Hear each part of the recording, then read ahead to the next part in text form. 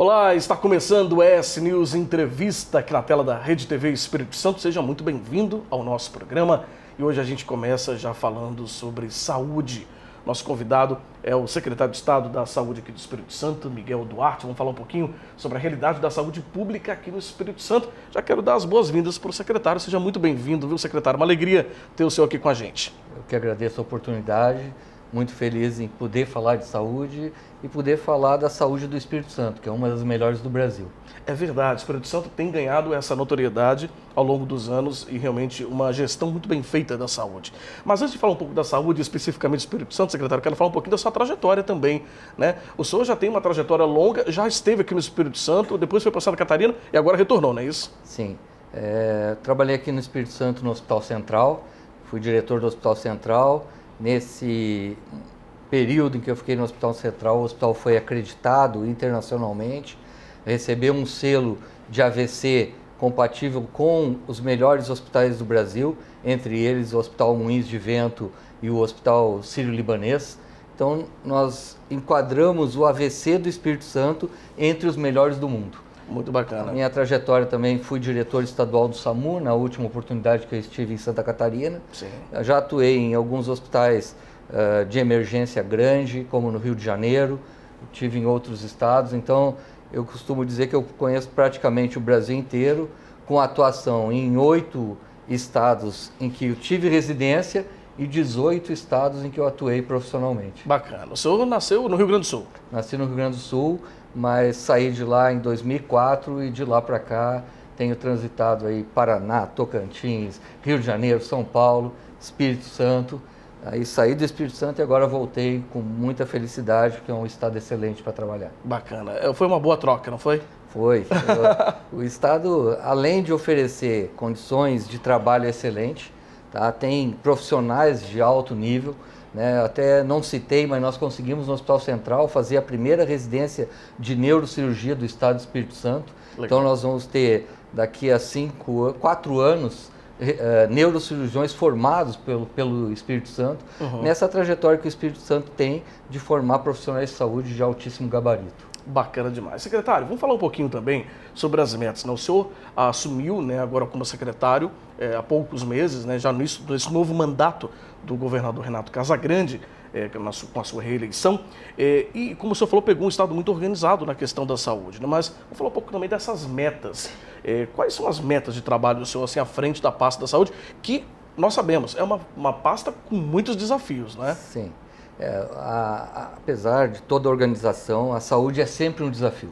Ela traz desafios constantes, mudanças de perfil, mudanças de problemas existenciais. Nós estamos vivenciando agora a questão da dengue, por exemplo, que é uma doença que nos últimos 2 anos não havia importunado os capixabas de maneira tão significativa que nem está agora, mas retornou com força, é uma epidemia. Sim. Então, os principais desafios que eu tenho é diminuir o tempo de espera por cirurgias eletivas. Sim. É bom até aproveitar a oportunidade para dizer que não se zera a fila de cirurgia eletiva, tá? A fila de cirurgia eletiva ela é constante, mas a gente consegue reduzir o tempo de espera. Então esse é um dos objetivos. Outro é dar acesso a consultas e exames, porque é bastante importante que a população consiga ser atendida num tempo considerado adequado para a sua patologia. Sim. E um terceiro desafio que nós temos é o desenvolvimento do norte do estado em termos de saúde pública. Ele tem distâncias assistenciais grandes que a gente vai tentar reduzir com a regionalização. Bacana demais. Secretário, a gente tem também um movimento que foi agora recente, que é a questão desse plano, né, estadual para recuperar a cobertura vacinal no estado. A gente, né, vivenciou aí ao longo dos últimos anos uma situação muito complexa com a questão da pandemia da Covid-19, né, inclusive com campanhas, a gente pode dizer assim, a nível talvez de Brasil, aí, de autoridades do Brasil contra a vacina, o que é lamentável, né, mas agora o próprio governo federal, né, inclusive em parceria com os estados, tem trabalhado essa situação para recuperar, porque tem muita gente ainda sem vacina. É um desafio também na saúde essa questão? É um grande desafio. Nossa meta de vacinação é de 95%. O Espírito Santo hoje tem 85% de cobertura vacinal, em média. É uma cobertura vacinal entre as melhores do Brasil, mas ainda aquém do objetivo que é 95%. Isso se deve muito pelo negacionismo, né, da Covid, que nós enfrentamos durante um tempo, e depois sobre a eficiência da vacina, que a gente teve fake news, várias formas de desvincular a efetividade, a eficiência da vacina em relação ao que alguns agentes propagavam. O nosso desafio agora, nós estamos com campanhas, essas campanhas para mostrar qual é a necessidade real da vacina, para a gente deixar de ter doenças que já estavam praticamente extintas no estado e no próprio no Brasil inteiro. Sim. E que retornaram, né? São doenças que tinham cobertura vacinal importante e quando a gente não atinge essa cobertura, a gente passa a conviver de novo com elas. Então nós temos um site que dá a orientação e mostra a cobertura dessa vacinação, que é o Vacine Confia, e também campanhas publicitárias que nós estamos vinculando diariamente, mostrando a importância da vacina. Mas é um desafio. É um desafio, né, secretário? Hoje mesmo, antes de vir para a nossa entrevista, eu estava olhando alguns grupos do meu WhatsApp, recebendo algumas mensagens falsas nos grupos sobre a vacinação. Médico orientando a não tomar vacina. O que é surreal, está em 2023. Como o secretário falou, tantas doenças que foram erradicadas, né, exterminadas praticamente, controladas, vamos dizer assim, exterminadas não, controladas com a vacina, e ainda mensagens falsas tentando orientar pessoas a não se vacinarem. Inclusive contra a Covid. Agora a gente está com a campanha, da Bivalente, né?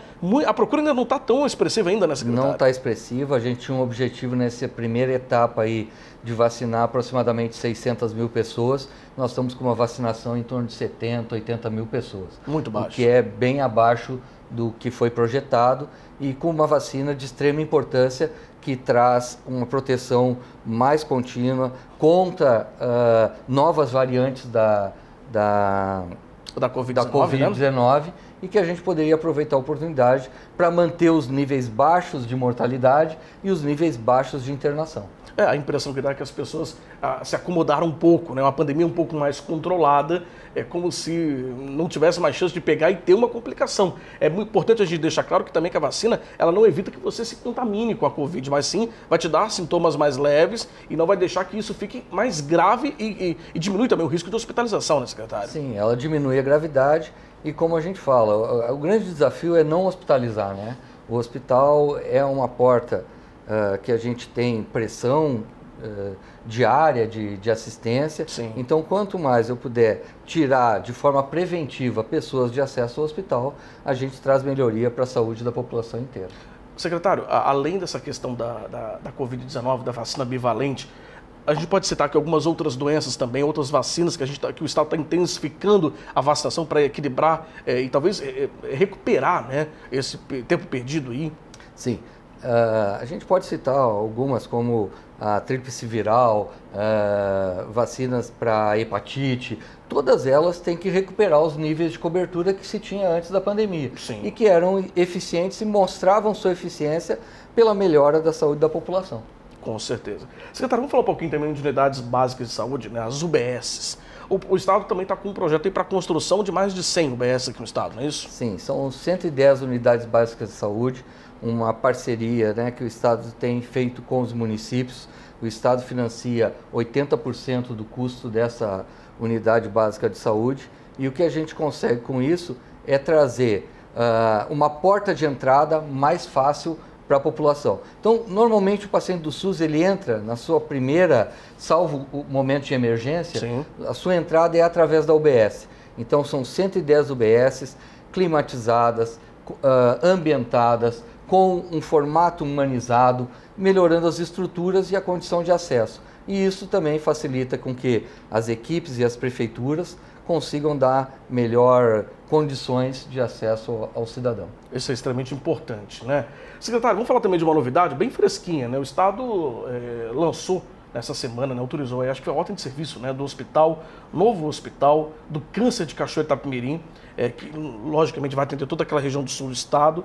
É mais um investimento pesado aí do governo para poder ajudar nessa questão do tratamento do câncer também no Espírito Santo, né? O investimento é um investimento importante, na faixa de 80 milhões de reais. Parte desse investimento foi feito com recursos de bancada, então os deputados também contribuindo com a melhoria da saúde do Espírito Santo, é importante destacar isso. Sim. Mas o que a gente tem com esse hospital é justamente evitar deslocamentos. Então, o paciente que está no sul do estado e que estiver sofrendo com alguma doença oncológica, ele tem um acesso já na sua região. Outro ponto importante, o hospital hoje ele já atende oncologia, mas vai ampliar os leitos de oncologia, vai criar mais salas cirúrgicas e uma quantidade de leitos que pode atender com melhor brevidade e qualidade de forma humanizada a população. Você estava falando ainda do hospital, mas agora do hospital infantil aqui de Vila Velha, que é o IMABA, né? Teve mudança também lá para a questão do agendamento de consultas, né? Isso é algo que gerava um certo transtorno lá para as pessoas que frequentam. O Estado organizou isso com agendamento. Sim, nós tivemos, logo que eu assumi a pasta, algumas dificuldades e pais e mães que vieram agendar consultas. Sim. Reclamaram do formato de agendamento, o que a gente trabalhou para uma melhoria. Essa melhoria, ela, apesar da forma que a gente fez apenas no IMABA, ela deve se estender também para outras unidades hospitalares, tá? Sim. Mas o que a gente conseguiu é um agendamento com 5 postos de acionamento por telefone e a demanda inicial ela chegou a mais de 400 buscas de consulta por dia. Sim. E hoje já é estabilizada em torno de 100 consultas, 130 consultas dia. Certo. Sem o transtorno do paciente precisar se deslocar até o IMABA para fazer esse agendamento. Então, é uma melhoria importante em termos de comodidade. O que a gente precisa agora, está trabalhando, é para além de diminuir essa comodidade, aumentar a oferta de consultas para trazer maior brevidade na assistência desses pacientes. É extremamente importante, né, para essa população, especialmente a população infantil, né, o público infantil, que é o público-alvo do hospital. Secretário, vamos falar também de um assunto, o senhor citou já aqui na sua fala a questão da dengue, do controle da dengue. A gente está vivendo uma epidemia da dengue novamente. O senhor estava me trazendo, inclusive, alguns dados comparativos, assim, muito expressivos, né? No mesmo período do ano passado, o número foi infinitamente menor, não é? Sim. Ano passado nós tivemos em torno de 2.800 casos nesse período de janeiro a março. Hoje nós estamos com 70 mil casos de dengue. É muita coisa. Certo? É muita coisa. Isso tem trazido uma pressão assistencial, principalmente na pediatria.